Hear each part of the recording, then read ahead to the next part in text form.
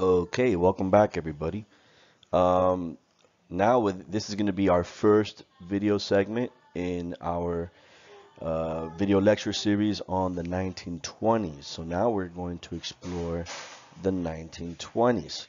Um, and much of the exploration is going to be us distinguishing between the myth of the 1920s boom.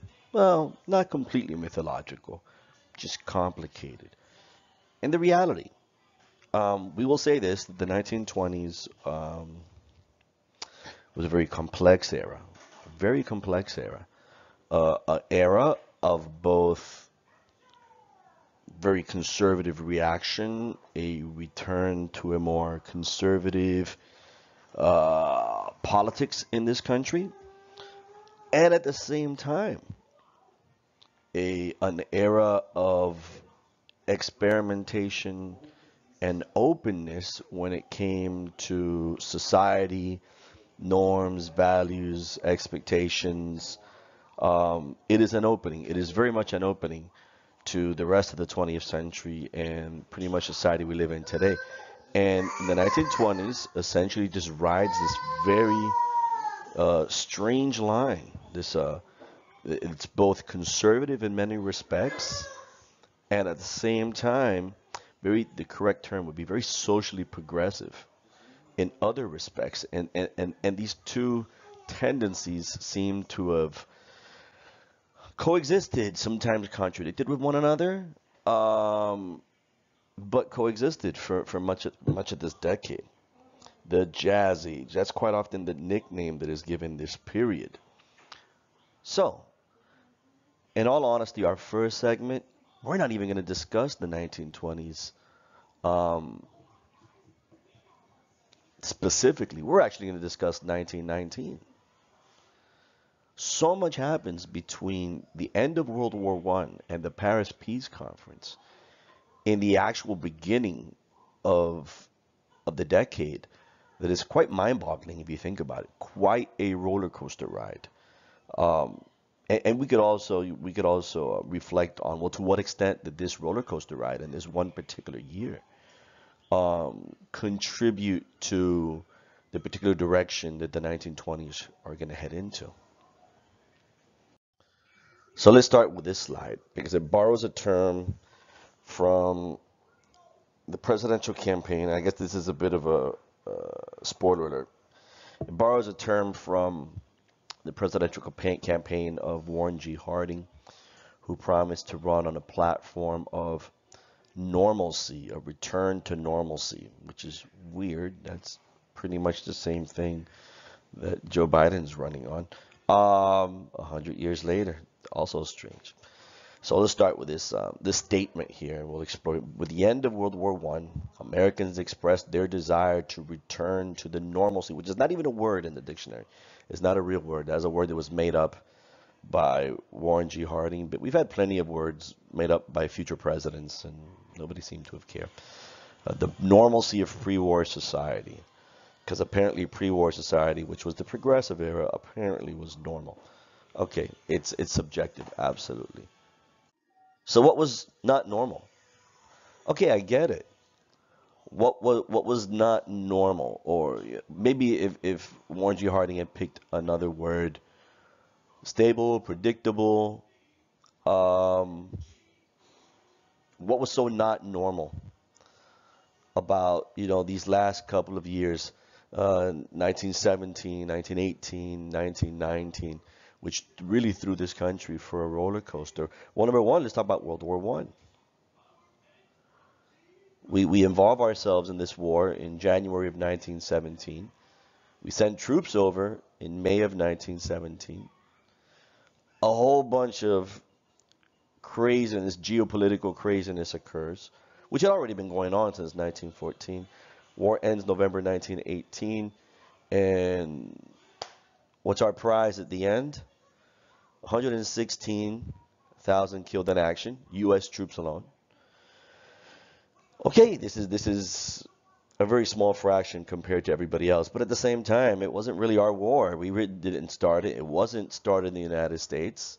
It wasn't started by the United States, and for only I don't know, May, June, July, August, September, October, November, 6 months of combat, we racked up 116,000 and a half killed in action, 320,000 wounded in action. Okay.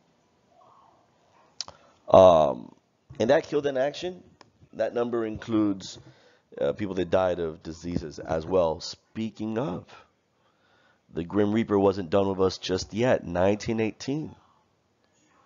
Okay. That year, the final year of the war, 3 waves. One starts in an army camp. Okay, the Spanish flu, despite the name, had nothing to do with Spain. It did not start in Spain. It started in the United States. Somewhere in the area of Kansas, nobody's quite sure anymore. Apparently, some people claim that it was a particular strain of the flu virus that had avian characteristics. Other people claim that it was spread by burning pig feces. Um, the end result, the United States, by sending troops to Europe, um, was the vector, the propagator of this disease into a global pandemic. Woodrow Wilson denied it for 4 months.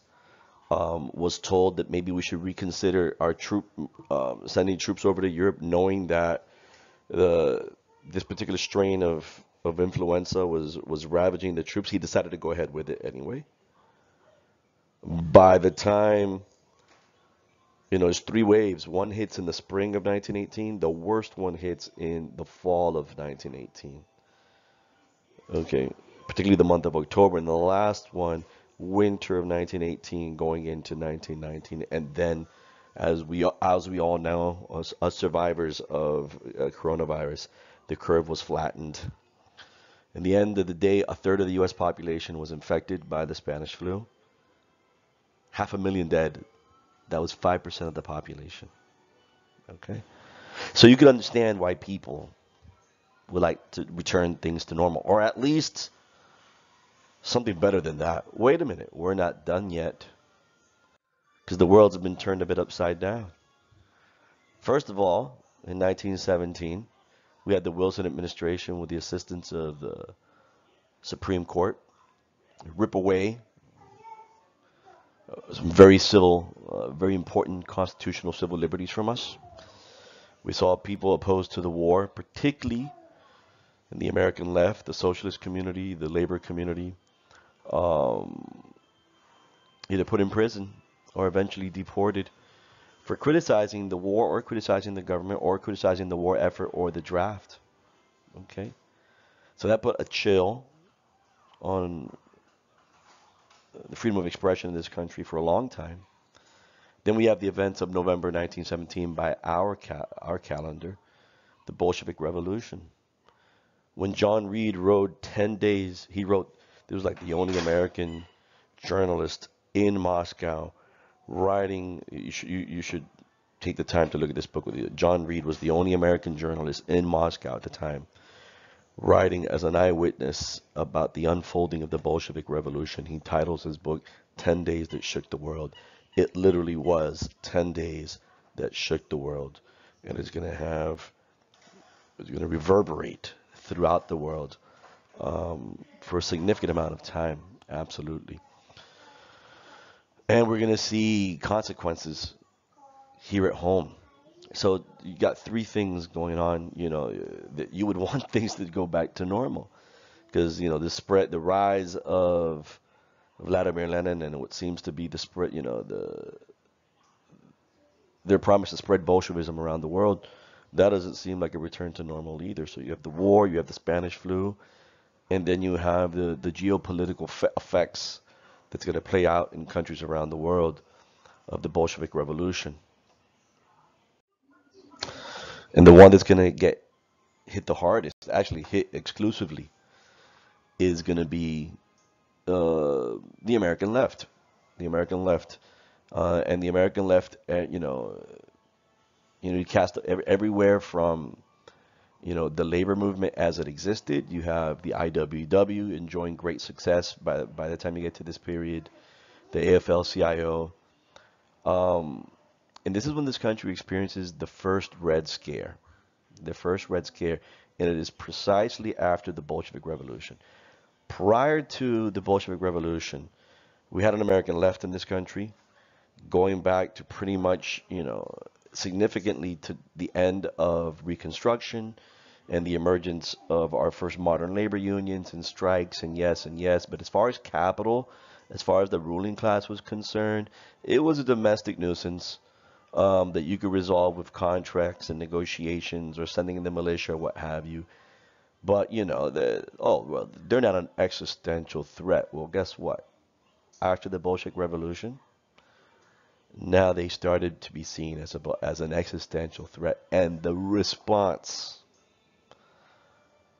to the American left and their threat, whether perceived or real, is going to go into hyperdrive.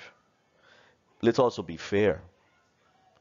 The Bolshevik Revolution is an incredibly, it does a great deal to energize the American left into believing if it could be pulled off in Russia, almost pulled off in Germany, who knows where else it could be pulled off as well. And we have a very active and vocal political left community in this country at that time. If you ever get a chance to watch the movie Reds, you should do so. We're talking about some prominent writers, poets, and artists in this country at that time. And of course, Bolshevism was Russian and also Jewish. 85% of the Bolshevik government, at the time they wouldn't have said communism, this Bolshevism, 85% of the Bolshevik government were Jews, were Russian Jews. Yes, the origins of anti-communism as a tendency, if you will, also had a tendency of being anti-Semitic and xenophobic. And so if the association begins to take form in this country, that Bolshevism is foreign, is Jewish, then the reaction to Bolshevism is going to be xenophobic, is going to be anti-Semitic. Okay? And it's going to give fuel to the already growing, since the progressive era, nativist tendency in this country. It's going to give it even more justification, more reason to be nativist, to be xenophobic, to reduce immigration even more so. And the fear was the radical immigrant, the immigrant that snuck in. This is the narrative, is not grateful, wants to hurt the very country that, that gave it a new home, and we have to identify these people and drive them out. And, Red Scare, much like the second Red Scare, everything gets colored as associated with Russia and the Bolsheviks, taking orders from Moscow. There's a new era now. Now they're going to fight labor unions, the demand for workers' rights, all of these things. They're going to fight it with red baiting, with the language that would come to be known as the language of the Red Scare. And it starts before the war is even over. In fact, almost as soon, even before the Bolsheviks take power, already the federal government begins to aggressively move against elements in American society that it considers to be existential threats to capitalism, to the socioeconomic order that this country has been built around since independence. Well, in part because I don't know how you fit slavery in there, but September 5th, 1917, the Justice Department, this is Woodrow Wilson's Justice Department, run by Attorney General A. Mitchell Palmer. He decides to make the IWW a target because of their leadership. Much of their leadership is not only of the radical political stripe, but is vocally has a tendency to express support for what was going on in Russia. So A. Mitchell Palmer and the Justice Department raids 488 IWW offices across the country. They're able to arrest 200 IWW leaders and charge them with sedition, violations of the Sedition and Espionage Acts, and put them in prison, if not outright deport them. In fact, when Eugene Debs gets arrested and charged under violating the Espionage Act, he was going to visit friends that had already been put in prison for violating the Sedition Act. A year later, one boils over into the other. 1918, you get the Immigration Act. It allowed for the deportation of undesirable resident aliens suspected of being anarchist, communist, labor activists, or anti-war protesters. This is all a reaction to the Bolshevik Revolution. And maybe even the German Revolution. It's all a reaction. The best way to prevent that from happening here or something similar is to eliminate the individuals that we believe would probably be at the forefront of such an effort. But it gives, it gives further rationale to the drive to reduce the immigrant influence in this country that's been going on for many years. I talked to you in the last segment about Debs versus the U.S. This is another case that goes before the court. Shank was a socialist. He was passing out literature, discouraging people to go to the draft, claiming that the war was a war of capitalists. You understand, in Marxist-Leninist circles, there's not much of a distinction between saying the war was capitalist and the war was imperialist. And this goes back to Lenin and a very influential pamphlet that he wrote called Imperialism, the Final Stage of Capitalism. Imperialism is a product of, is the global expression of capitalism, the pursuit of resources, cheap labor, and markets in order to justify growing profits and overall economic growth. You have to go out there. You have to, and basically wars come out of this, conflict comes out of this. All right, so this is what Schenck is passing out. He gets arrested, he gets charged under the Espionage Act. Oliver Wendell Holmes, the Chief Justice of the Supreme Court, uses this case to justify the court's new attitude towards speech that it believes should not be protected under the First Amendment. This begins the first of our many restrictions to our First Amendment.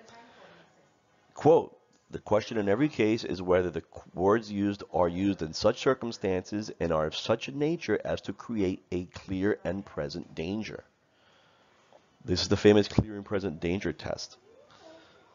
That they will bring about the substance evils that the United States Congress has a right to prevent.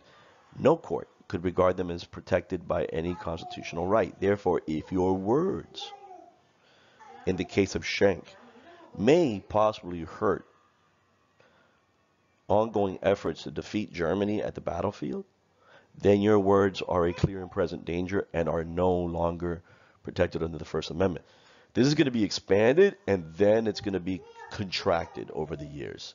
Because then you have to demonstrate, well, did these words have a realistic chance of causing that kind of damage? From the clear and present danger test, we basically get the analogy. You can't create fire in a crowded building. Okay, you don't have a right to do so. But whether that's even a fair analogy is debatable as well. The war is over. The Wilson administration makes a mistake that the Truman administration would not make at the end of World War II. The war is over. Let's send everybody home all at once. Massive demobilization of the war effort all at once. Now, in the interim, while all these American men were drafted and went to Europe, factory positions, particularly in the munitions industry, think about the amount of demand in Europe for American goods. Jobs opened up. Who took these jobs? Many African Americans moving from the South, going to the North to take these jobs. Okay? And when you're moving up north, not only are you taking up real estate, you're finding new places to live, but you're also taking jobs. Okay? Well, you're not taking it from anybody. It's being offered to you. Okay? Because there is a vacancy. There is a need for another person to work in that factory. And this is the beginning of what's called the Great Migration, which is it's been criticized for years, okay? Because when you call it the Great Migration, we're going to talk about this later, this leaves out the effect that many of these people were essentially refugees. They were fleeing the racial terror that existed in the South, which African Americans lived under since the end of Reconstruction. Were they migrants, and that gives it a very neutral position, or were they refugees? Um, Hence the Red Summer of 1919. White soldiers are coming back. What do they discover? The jobs that they felt they were entitled to, the available homes that they felt they were entitled to. Well, now it's African Americans that have come to it. All right. This produces racial tension even more. Maybe it was because of Woodrow Wilson, but we're going to say that these years from 1915 through the 1920s are the nadir, are a pretty rough point in race relations in this country. And as this presentation continues, you'll see what I'm talking about. Post-war competition for jobs and housing. There's only so many jobs, so much available housing, particularly in northern cities. Um, you know, Black people took the opportunity of jobs opening up and and homes, and whites felt entitled to it, and there was tension that came from that. Also, understand the African American coming back from World War One. World War One has an incredible effect on the African American psyche. They're coming back, and they face death eyeball to eyeball many a time on the trenches.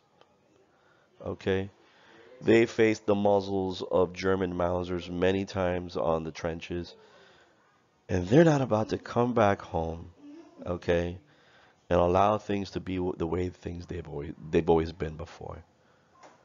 The African American man comes home after World War One with a greater willingness to assert their rights as an equal citizen in this country. And that's going to bring about conflict. And much of this newfound willingness to assert their rights, well, we're going to find excuses for it because, they can't think of it their own. Obviously, somebody's pulling their strings. And the narrative of the Red Scare is going to play a large role in this. Post-war competition for jobs and housing, as well as widespread fear that somehow the communists were behind African American demands for civil rights. This fueled white mob violence. Over that summer, over 30 cities would burn in this country in racial violence. Here you have a map showing the major race riots and lynchings that occurred in the summer of 1919 and stretched all the way into the fall of 1919. This is a year after the Spanish flu, which was only called the Spanish flu because the Spanish kept the best records, by the way, wiped out 500,000 people. Cities like Detroit, Chicago saw the worst of it. The worst of it. You saw entire African American communities burnt to the ground. In Florida, you had the town of Rosewood that was completely wiped off the map.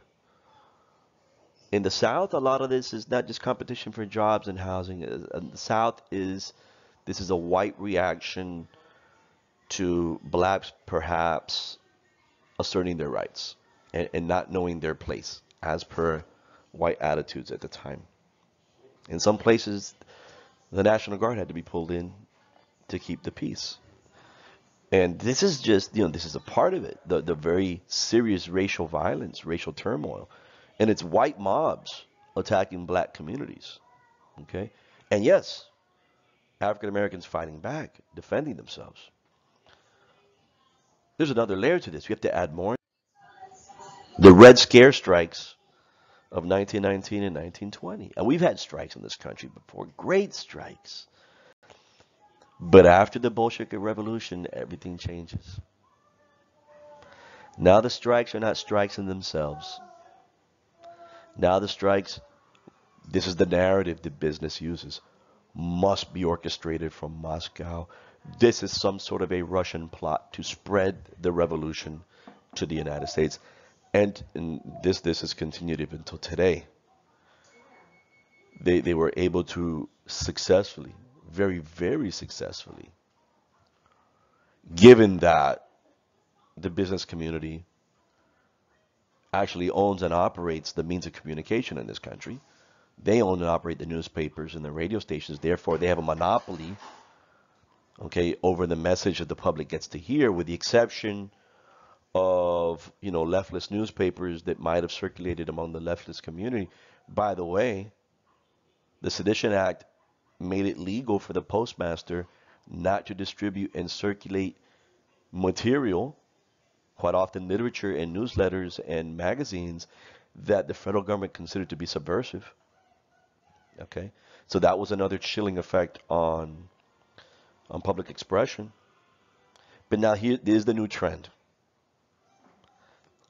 and you hear about it: labor unions, strikes, demands for workers' rights. Oh, that's all stinks of Bolshevism. That's all a Russian plot. That's all being orchestrated from Moscow. And the business community, again, they own the papers, were able to great effect use this narrative, okay, to do incredible damage to the labor movement. Okay. The Seattle General Strike, February 6th through the 11th, 1919. 63,000 people go on strike for several days to demand higher wages. The wages were frozen throughout the war. Okay, the war is over. Okay, life is expensive. We need raises. 65,000 decided not to go to work anymore. The mayor of Seattle wrapped this strike in the gift wrapping this is the Bolshevik plot. Okay? Just like Petrograd in 1917, they're using the weapon of a general strike to upend law and order in this country, and we can't allow it.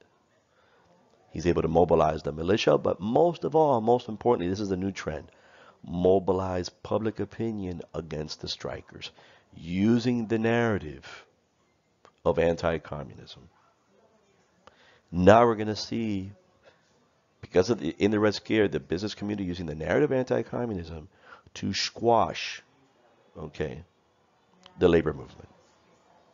It ends 5 days later, okay, strikers arrested, demands not met, and the mayor of Seattle is jubilant. He gives lectures across the country of how he defeated a communist attempt at sparking a revolution in Seattle.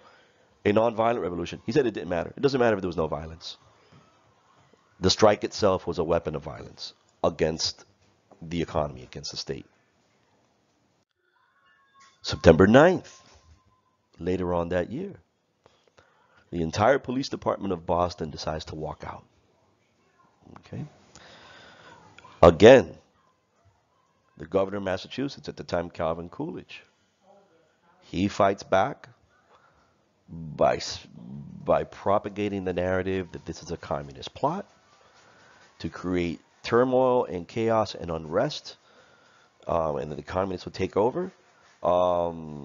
He basically told them, nope, get back to work or you're all fired and I'm going to replace you with state militia. And that's how he was able to defeat the Boston police strike.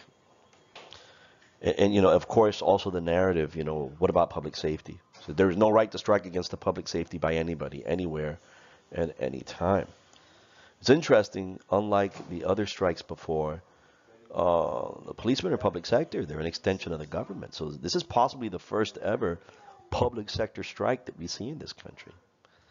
And it would have an incredibly chilling effect on police departments and a willingness to go on strike for labor concerns, like any other member of the working class. Not done yet. The more radical elements of the leftist community strike back. You have the anarchist bombings that Oh, I lost a little text box there. That raged from April to June 1919. I think it was something like 36 mail bombs were sent out throughout the country to prominent politicians, financiers, businessmen. Even John D. Rockefeller had a bomb sent to one of his offices or his home. So we got a string of bombs, 36 bombs. Um, there was another event, I don't have it here. At the same time, the 8 bombs went off in 8 American cities, minutes within each other. Oh, and by the way, in the anarchist bombings, one of the bombs was at the doorstep of A. Mitchell Palmer. And then a year later, September 16th, 1920, we wouldn't see something like this again until 9/11. Somebody put a big old bomb in front of the New York Stock Exchange in New York City. The Wall Street bombing of September 16, 1920, killed 40 bystanders. Okay? So this is the left sending the government a message back. Okay? If we can't organize, mobilize, if you're coming after our leaders, the IWW, if you're putting us in jail, okay, this is our response to you, which today we would call terrorism. We didn't use that term at the time. But it's politically motivated, designed to incite terror.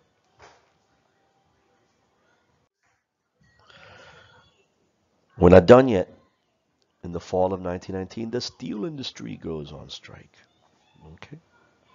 I forgot to mention the Seattle strike. That was the IWW and the AFL-CIO the AFL working together.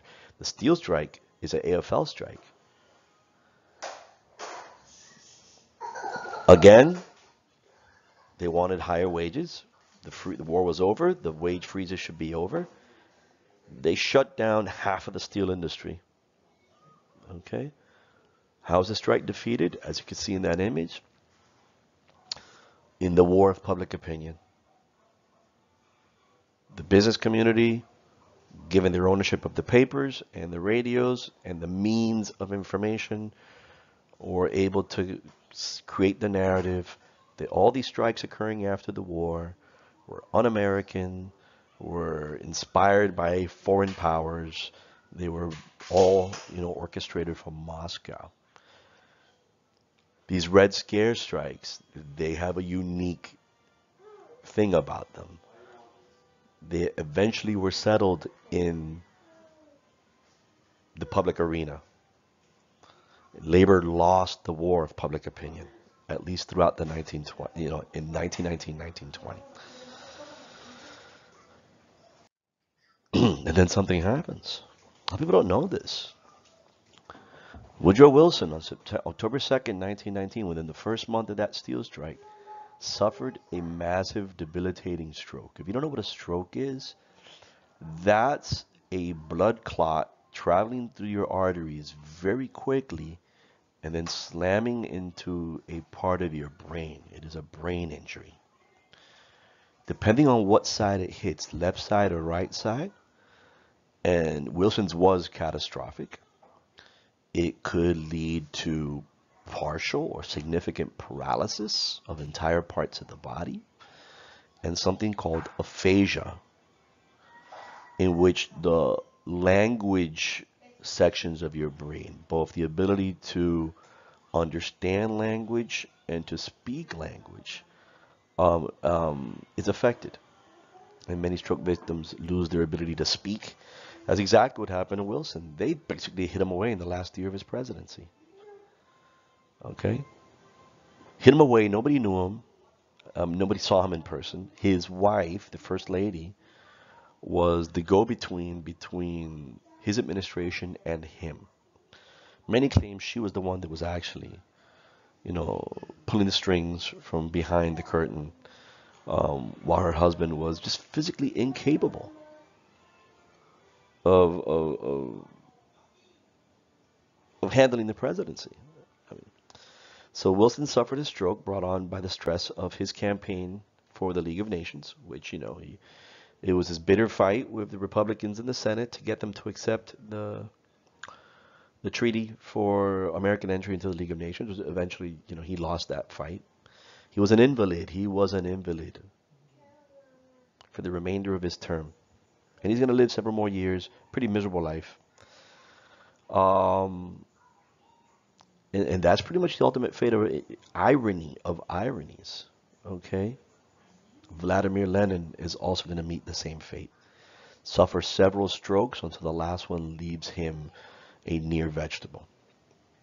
A little fun fact before we move on. Maybe it says something about Woodrow Wilson's character or not. When he walked into the presidency, he was married to Ellen Wilson, the first lady. She passed away significantly before, in his first term. And then he meets Edith. He marries Edith on December 18th, 1915, which was 15 months after his previous wife died. So he didn't wait very long. Okay? He didn't wait very long to marry his new wife. And actually, they tried to keep it secret because they knew that it might look bad to some people. With Woodrow Wilson, not really in a position to say yes or no. You see a lot of the people in his administration act on their own volition, claiming that they had the blessing of the president. Attorney General Palmer decides to launch a series of raids in late 1919 and early 1920 as a reaction to the bombings, particularly the bombing of his house. Okay? A series of raids conducted by the U.S. Department of Justice, much like the raids of the year before against the IWW, this time with the goal of arresting even more suspected radical leftists, mostly Italian and Eastern European immigrants, especially anarchists and communists, and deporting them under the Immigration Act of, I believe it's 1918. Palmer declares alien Reds are to be deported. So this is the first time in this country's history that your political leanings, whether you've ever acted on them or not, are grounds for deportation. And the courts later on are going to be quite correct in saying this is incredibly unconstitutional. And this is an image illustrating the harm to some people that was done by the Palmer raids. And after all was said and done, 30 cities, 10,000 arrests, 3,000 detentions, 506 deportations of resident aliens, all under the 1918 Immigration Act. Palmer never found any concrete evidence of a communist conspiracy or a plot to create a revolution in the United States. What he did do was violate the constitutional rights of thousands of immigrants that were legally living in the United States. Keep an eye on his protege. Okay. A. Mitchell Palmer, he's the Attorney General. A new bureau is going to be created to specifically handle this whole issue of identifying political radicals and then neutralizing them, either putting them in jail or deporting them. Well, surveilling them. And a very young member of the Department of Justice is going to be put in charge of a brand new agency. I'm sure everybody here has heard of the FBI. Well, the FBI, before it adopted the name FBI, was simply called the Bureau of Investigation. Few people know what the FBI's original mission was, why it was created. It was created to watch, to basically to look for, hunt down, and deal with potential political radicals. Hunt down communists and anarchists and socialists and etc., etc. Within a few years, the Bureau of Investigation Director J. Edgar Hoover had gathered extensive evidence on revolutionary political radical groups, collecting information on over 200,000 Americans, people that did not commit any crime per se, but simply the government believed that their political ideas were the wrong kind, and they had files opened up on them and were routinely watched by the Bureau of Investigation. And those that were deemed to be the most threatening, the federal government went ahead with, charging them under the Sedition Act, Espionage Act, and with the Immigration Act. If they could, they would deport them. If they were American citizens, then possibly just jail them. And Debs, this happens to Debs, jail. Haywood evades arrest by going to Russia. Emma Goldman is deported.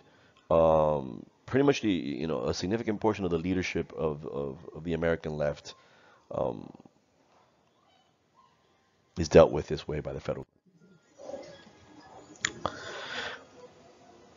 And anti-communism walks hand in hand with xenophobia during the first Red Scare. There was a very open association. Bolshevism is foreign. Bolshevism is Jewish. Therefore, find the foreigners, find the Jews that may be Bolshevik, also anarchists, which tends to be a Spanish and Italian tendency, and get rid of them. Woodrow Wilson was very upset. You know, well, he didn't understand why so many immigrant communities were so upset at him once the war was over, particularly the Irish and the Germans, who were, resented the fact that they were put in a position to fight on behalf of the British Empire on top of, the Irish, that was their issue, and the Germans to fight against their own brethren, and dealing with a lot of discrimination at home. Wilson actually said this about those immigrant groups that opposed him in his efforts to try to get the League of Nations passed. As I cannot say too often, any man that carries a hyphen about with him, hyphenated American, carries a dagger that he is ready to plunge into the vitals of the Republic whenever he gets ready. So not only did he stoke the flames of racism and made race relations worse in this country, he also stoked the flames of xenophobia and nativism and made that situation worse in this country as well. And here's two political cartoons that pretty much illustrate the attitude towards the wrong type of immigrant at that time. Then comes the election of 1920. Of course, Woodrow Wilson cannot run for re-election. Woodrow Wilson is a stroke victim, okay? A massive stroke victim. So it's an open election. The Democrats are going to pick the governor from Ohio, James Cox. James Cox is a Democrat. Essentially, his platform is to continue the progressive reforms of President Wilson. He's not that hot about the League of Nations. He understands the type of opposition that both Democrats and Republicans have against the. But I want you to keep in mind, look who his vice presidential running mate is. Franklin Roosevelt. A young Franklin Roosevelt that, like his older cousin, was Assistant Secretary of the Navy during the Woodrow Wilson administration, and that will be picked to be the vice presidential running mate of James Cox. The Republicans are going to pick another Ohioan, Senator from Ohio, Warren G. Harding. Okay? And the guy that broke the police strike, Calvin Coolidge, governor of Massachusetts. Long story short, James Cox runs on a platform. Let's continue. Let's build on the progressivism of Roosevelt and Taft and Wilson. And Harding's platform is, let's return to normal. Let's return to the way things were before the war. And as you could see, Cox did really well in the South because the South was pretty much a Democratic stronghold. But Warren G. Harding took the more populous states. He took the North and the Midwest and the West. And that would be the beginning of the 1920s, which would be a Republican-dominated. Remember, the Republicans back then are very isolationist when it comes to foreign policy. Okay? They're very free market. Okay? They want to roll back a lot of the progressive reforms, particularly the income tax, and both of these guys are going to go to great lengths to reduce the corporate tax, reduce the top tax rate that starts in 1916, and return to protectionism. If you're a Democrat, you want free trade. If you're a Republican, you want to return to tariffs and protectionism.